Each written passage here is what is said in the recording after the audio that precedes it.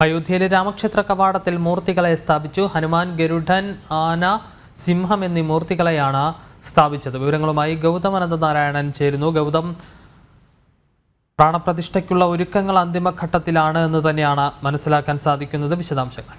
വിഷ്ണു, അയോധ്യയിലെ പുനർനിർമ്മിക്കുന്ന രാമക്ഷേത്രത്തിൽ പ്രാണപ്രതിഷ്ഠയ്ക്ക് ഇനിയും ശേഷിക്കുന്നത് 17 ദിവസങ്ങൾ മാത്രമാണ്. ഈ ഒരു സാഹചര്യത്തിലാണ് ഈ മഹാക്ഷേത്രത്തിന്റെ പ്രധാനപ്പെട്ട കവാടത്തിൽ ഇപ്പോൾ 4 മൂർത്തികളെ സ്ഥാപിച്ചിരിക്കുന്നത്.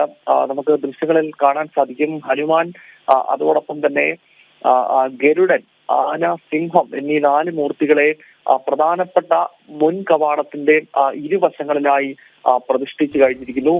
ഇത് പ്രാണപ്രതിഷ്ഠയ്ക്ക് മുന്നോടിയായുള്ള ഒരുക്കങ്ങളുടെ ഭാഗമായാണിത്. മഹാക്ഷേത്രത്തിൽ പ്രാണപ്രതിഷ്ഠ 22-ാം തീയതി ഉച്ചയ്ക്ക് 12:20 ശുഭമുഹൂർത്തത്തിലാണ് രാഷ്ട്രത്തിന്റെ പ്രധാന സേവകൻ നരേന്ദ്രമോദിയുടെ നേതൃത്വത്തിൽ നടക്കാനിരിക്കുന്നത്. ഇതിന് മുന്നോടിയായിട്ടാണ് ഇപ്പോൾ ഈ ക്ഷേത്രത്തിന്റെ പ്രധാനപ്പെട്ട കവാടത്തിൽ 4 മൂർത്തികളെ സ്ഥാപിച്ചിട്ടുള്ളത്. നമുക്കറിയാം, ഈ ക്ഷേത്രത്തിൽ 1-ാം നിലയിലാണ് ഗർഭഗൃഹമുള്ളത്. ഇത് കൂടാതെ 7 ഉപദേവതകളും പ്രദക്ഷിണ വീതിയും ഒക്കെ അടങ്ങുന്നതാണ് മഹാക്ഷേത്രം. ഈ ക്ഷേത്രത്തിന്റെ ആദ്യഘട്ട നിർമ്മാണം പൂർത്തിയായി കഴിഞ്ഞു.